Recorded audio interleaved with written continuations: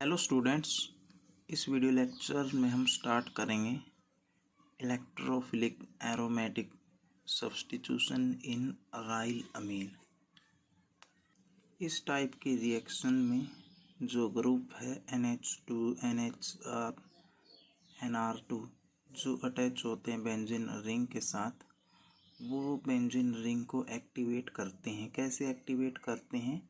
Delocalisation के through of lone pair of electron on nitrogen atom over benzene ring। यानी जो benzene ring है उसके ऊपर जो नाइट्रोजन एटम के पास लोन पेयर ऑफ इलेक्ट्रॉन है, उनकी डिलोकलाइजेशन के द्वारा ये बेंजीन रिंग को एक्टिवेट करते हैं। जो हमने एनिलीन की रेजोनेटिंग स्ट्रक्चर देखी थी, उसमें क्या था, जो इलेक्ट्रॉन डेंसिटी है वो इंक्रीज होती है at ortho and para position पे। ऑर्थो एंड पैरा पोजिशन पे ज़्यादा होती है मेटा पोजिशन की बजाय, क्योंकि ये तीनों के तीनों जो ग्रुप है NH2 NHR NR2, इनका स्ट्रॉन्ग प्लस R इफेक्ट होता है, जिसकी वजह से नेगेटिव चार्ज कहाँ पे आया था, या तो ऑर्थो पोजिशन पे या पैरा पोजिशन पे, जो हमने रेजोनेटिंग स्ट्रक्चर की थी एनिलीन की। तो इससे क्या होगा, जो इनकमिंग ग्रुप है वो कहाँ पे आएगा, या तो ऑर्थो पोजिशन पे या पैरा पोजिशन पे आएगा। स्ट्रॉन्ग एक्टिवेटिंग इफेक्ट की वजह से NH2 का हम जो इलेक्ट्रोफिलिक एरोमेटिक सब्स्टिट्यूशन है उसको हम मोनो सब्स्टिट्यूशन लेवल तक स्टॉप नहीं कर सकते। उसको स्टॉप करना क्या है, डिफ़िकल्ट है। देखो, यदि हम ऑर्थोब्रोमिनेशन करते हैं, ऑर्थोब्रोमिनेशन का मतलब है कि ब्रोमीन को कहाँ ऐड करना है, ऑर्थो पोजिशन पे। तो यहाँ पे ब्रोमीन लगेगा तो पॉजिटिव आएगा इस कार्बन पे जिसके साथ अटैच है NH2। तो यहाँ से एक एक्स्ट्रा रेजोनेटिंग स्ट्रक्चर बनेगी। सेम यदि हम पैराब्रोमिनेशन करते हैं तो पैराब्रोमिनेशन यानी ब्रोमीन कहाँ लगा दिया, पैरा पोजिशन पे, तो पॉजिटिव आएगा इस कार्बन पे, फिर पॉजिटिव आएगा इस कार्बन पे जिसके साथ NH2 अटैच है। तो फिर लोन पेयर ऑफ इलेक्ट्रॉन जो नाइट्रोजन के पास है उसके द्वारा ये पॉजिटिव चार्ज ऐसे स्टेबलाइज हो जाएगा ड्यू टू रेजोनेंस।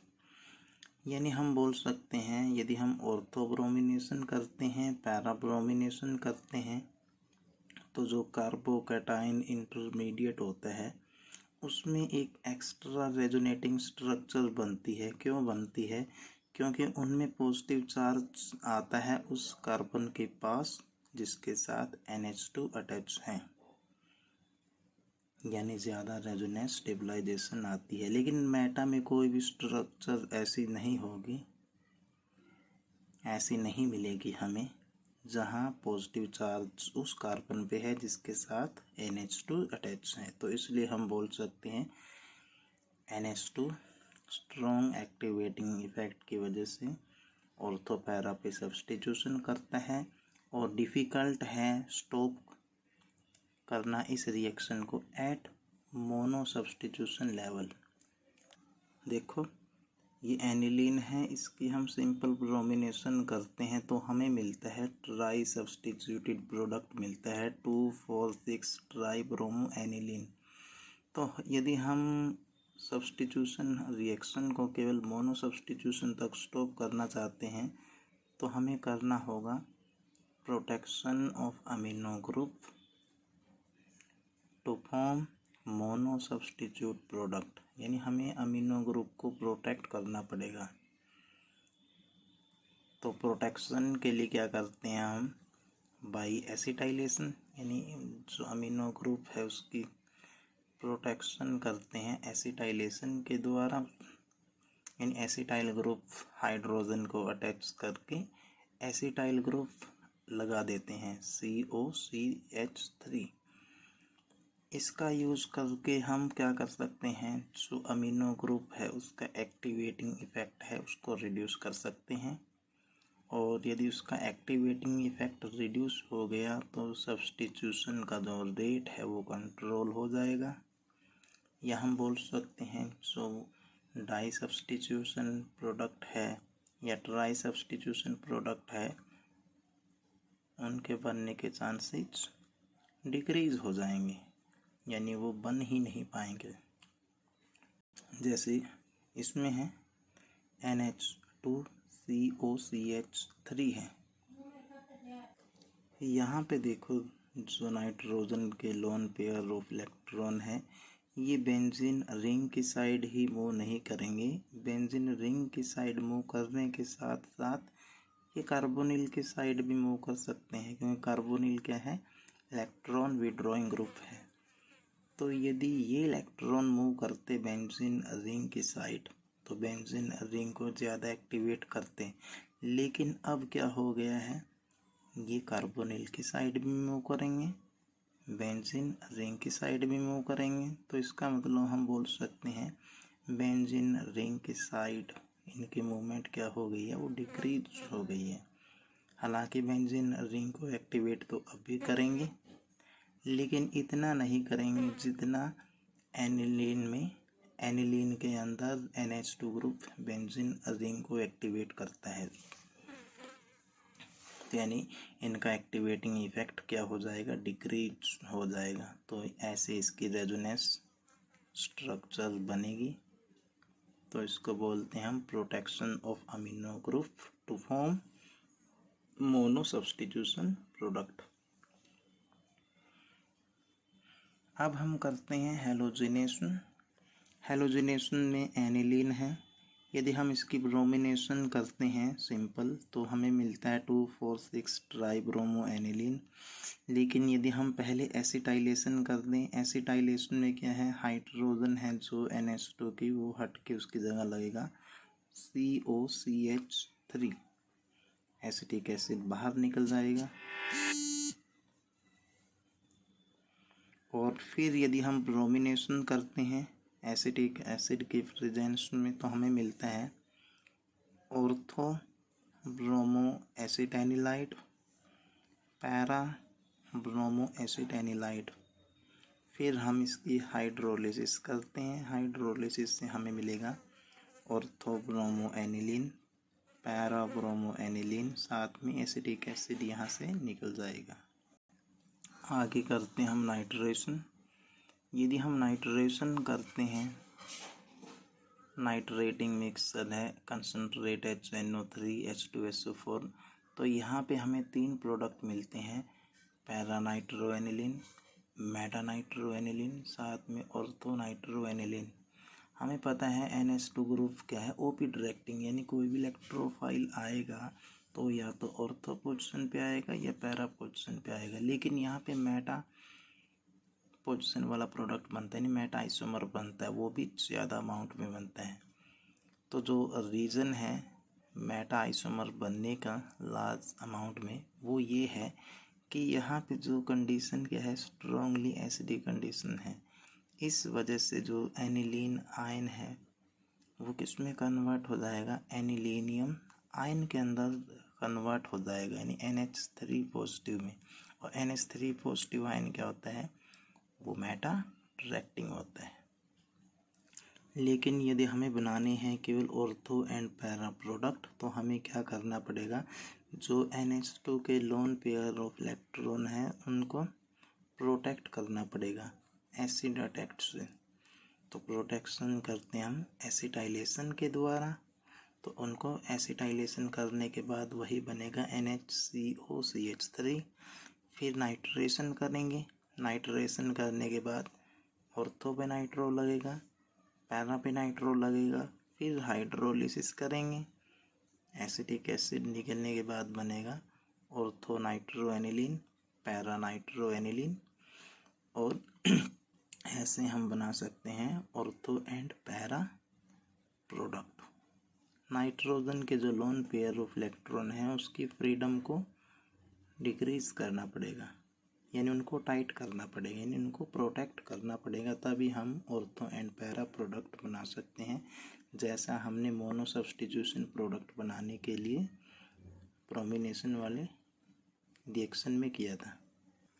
आगे है सल्फोनेशन। सल्फोनेशन ये है एनिलीन सल्फ्यूरिक एसिड डालते हैं तो पहले बनेगा एनिलीन हाइड्रोजन सल्फेट, फिर हिट करते हैं, हिट करने के बाद बनेगा ज्विट्टराइन। ज्विट्टराइन क्या होता है, एक डाइपोलर स्पीसीज होती है। डाइपोलर स्पीसीज उसमें पॉजिटिव भी होता है और नेगेटिव भी होता है, तो फिर प्रोटॉन ट्रांसफर के द्वारा बनेगा सल्फा एनिलिक एसिड। नेक्स्ट करते हैं रिएक्शन विद नाइट्रस एसिड यानी HNO2 के साथ रिएक्शन। एंड HNO2 क्या होता है, वो अनस्टेबल होता है, इसको हम रिएक्शन के दौरान ही बनाते हैं। इन सीटू प्रिपेयर होता है। कैसे प्रिपेयर होता है, डाइल्यूट HCl साथ में NaNO2 के रिएक्शन के द्वारा, तो ऐसे प्रिपेयर होगा। अब हम रिएक्शन करते हैं, प्राइमरी मीन भी डिफरेंट वे में रिएक्ट करेगा, सेकेंडरी भी और टर्सरी भी, तो हम अलग अलग से रिएक्शन करते हैं HNO2 के साथ। सबसे पहला है प्राइमरी अमीन कैसे रिएक्ट होगा।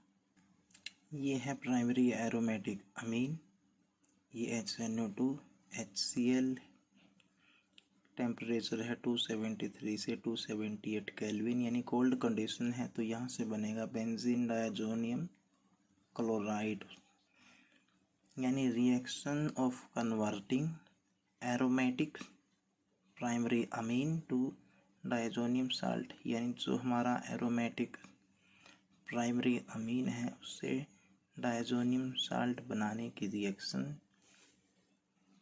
ट्रीटमेंट किसके साथ करते हैं, एरोमेटिक प्राइमरी अमीन का with cold solution of nitrite, sodium nitrite and HCl। या हम बोल सकते हैं यदि हम aromatic primary Amin and cold solution of HNO2 को ट्रीट करते हैं तो हमें मिलता है डायजोनियम साल्ट। इस रिएक्शन को बोलते हैं डायएजोटाइजेशन। नेक्स्ट है reaction with primary aliphatic Amin. Primary aliphatic अमीन भी डायजोनियम साल्ट ही बनाता है, लेकिन वो अनस्टेबल होता है कोल्ड कंडीशन में भी। वो जैसे ही बनेगा वो डिकम्पोज हो जाएगा नाइट्रोजन में, एल्कोहल में, एल्कीन में एंड एल्काइल हैलाइड में। यहीं से जो HNO2 के साथ रिएक्शन करते हैं ना, तो हमें नाइट्रोजन मिलती है। तो हम यदि नाइट्रोजन पता है कि कितनी मिली है, तो जैसे क्योंकि यहाँ पे 2 नाइट्रोजन है, एक नाइट्रोजन तो आएगी HNO2 से और एक नाइट्रोजन कहाँ से आई है, प्राइमरी अमीन से। तो हम पता लगा सकते हैं कि कितनी नाइट्रोजन प्राइमरी अमीन के अंदर है। यदि हमें 100 ग्राम नाइट्रोजन मिली है तो 50 ग्राम आएगी HNO2 से, यानी कि NaNO2 से, और 50 ग्राम आएगी प्राइमरी अमीन से। तो हम यहाँ क्वांटिटेटिव एनालिसिस कर सकते हैं प्राइमरी अमीन के लिए। अब हम देखते हैं कि जो एल्कोहल बनता है, एल्कीन बनता है, एल्काइल हैलाइड बनते हैं, वो कैसे बनते हैं। तो सबसे पहले एल्कोहल, यहाँ से नाइट्रोजन निकाल दो N2 और वाटर का अटैक कर दो इस कार्बन पे जिसके साथ ये नाइट्रोजन अटैच है, तो क्या बनेगा CH3CH2CH2OH, 2 ऑक्सीजन पे आएगा पॉजिटिव, एक हाइड्रोजन निकालने के बाद H पॉजिटिव Cl नेगेटिव, यानी HCl निकल गया, साथ में नाइट्रोजन, तो मिलेगा हमें क्या, एल्कोहल फॉर्मेशन। एल्काइल हैलाइड कैसे बनेगा, नाइट्रोजन निकाल दो, Cl नेगेटिव भी तो अटैक कर सकता है इस कार्बोकैटायन के ऊपर। यदि Cl नेगेटिव अटैक करेगा तो क्या मिलेगा हमें, एल्काइल हैलाइड। ऐसा भी हो सकता है कि जो Cl नेगेटिव आयन है बीटा कार्बन से अटैच हाइड्रोजन को निकाल सकता है, ये अल्फा कार्बन है, ये बीटा, तो यदि हाइड्रोजन निकलेगी HCl तो ये निकल गया, और यहाँ पे क्या हो जाएगा, carbon carbon double bond formation और साथ में नाइट्रोजन का इवोल्यूशन होगा। नेक्स्ट करते हैं reaction with secondary amine. Secondary amine जैसे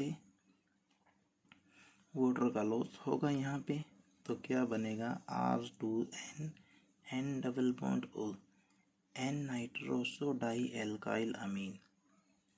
और ये क्या होता है, येलो ऑयल होता है, ये इनसोलुबल होता है डाइल्यूट HCl के अंदर, और हम इसको सेपरेट आउट कर सकते हैं, बाहर निकाल सकते हैं। सेम एरोमेटिक अमीन है, वाटर निकालने के बाद ये बनेगा N nitroso alkyl aryl amine, N nitroso methyl phenyl amine बनेगा। ये भी येलो ऑयल होता है, insoluble in dilute HCl and separate out. यानी सेकेंडरी अमीन से हमें क्या मिलेगा, जो प्रोडक्ट बनेगा वो येलो ऑयली कलर का होगा। और नेक्स्ट जो नाइट्रोसो अमीन है, यदि हम उनको वार्म करते हैं with A crystal of phenol, phenol के क्रिस्टल के साथ उनको गर्म करते हैं, साथ में कुछ एक ड्रॉप डालते हैं H2SO4 की, तो वहाँ से ग्रीन कलर का सॉल्यूशन बनेगा। यदि हम उसको एल्केलाइन बनाते हैं एक्वस NaOH के साथ, तो हमें डीप ब्लू कलर सॉल्यूशन मिलेगा। और यदि हम उसको डाइल्यूट करते हैं, डाइल्यूट करने के बाद रेड कलर का सॉल्यूशन हमें मिलेगा। और इस टेस्ट को बोलते हैं हम लीबरमैन नाइट्रोसो रिएक्शन। इसका यूज करते हैं as a test for secondary amine. यानी क्या करना है कि जो हमारा N नाइट्रोसो अमीन बना है उसमें क्या डालना है, फिनोल का crystal, few drops of H2SO4 concentrated, उसको गर्म करना है, पहले बनेगा ग्रीन सॉल्यूशन, एल्केलाइन बनाना है एक्वस NaOH के साथ, फिर मिलेगा डीप ब्लू सॉल्यूशन, डाइल्यूट करने के बाद रेड सॉल्यूशन। इस रिएक्शन को बोलते हैं हम लीबरमैन नाइट्रोसो रिएक्शन। इसका यूज करते हैं सेकेंडरी अमीन के टेस्ट के लिए। नेक्स्ट करते हैं रिएक्शन विद टर्सरी अमीन। ये एरोमेटिक टर्सरी अमीन है, इसके पास हाइड्रोजन नहीं है ताकि वाटर का लॉस हो सके। तो यहाँ पे जो HO है, NO है, HCl के साथ रिएक्शन करते हैं तो क्या बनेगा, para nitroso die alkyl aniline बनेगा। ग्रीन कलर का सॉल्यूशन यहाँ से मिलेगा। मैकेनिज्म ये है, HONO H positive OH2 positive बनेगा, यहाँ से वाटर निकलने के बाद बनेगा नाइट्रोसोनियम आयन यानी इलेक्ट्रोफाइल। अब ये नाइट्रोसोनियम आयन कहाँ पे जुड़ेगा, पैरा पोजीशन पे, क्योंकि ऑर्थो पे इसलिए नहीं जुड़ सकता क्योंकि स्टेरिक फैक्टर होगा, स्टेरिक रिपल्सन की वजह से अनस्टेबिलिटी आएगी। तो कहाँ पे जोड़ दिया, ये पैरा पोजीशन पे, तो ये बनेगा पैरा नाइट्रोसो डाई एल्काइल अमीन। ग्रीन कलर का सॉल्यूशन बनेगा यहाँ से। और फिर एलिफेटिक टर्सरी अमीन क्या बनाता है, ये बनाता है ट्राई एल्काइल अमोनियम नाइट्राइट, जो सोलबल होता है वाटर के अंदर, और ये डिकम्पोज हो जाता है N नाइट्रोसो डाई एल्काइल अमीन। साथ में क्या देता है, ये एल्डिहाइड कीटोन। तो ये टेस्ट है HNO2 के साथ, जिनका यूज करके हम बता सकते हैं कि कौन सा अमीन प्राइमरी है, सेकेंडरी है, टर्सरी है, एरोमेटिक है या एलिफेटिक है। तो यहाँ हमारा अमीन वाला जो चैप्टर है कंप्लीट होता है। इसके बाद हम करते हैं डायजोनियम साल्ट।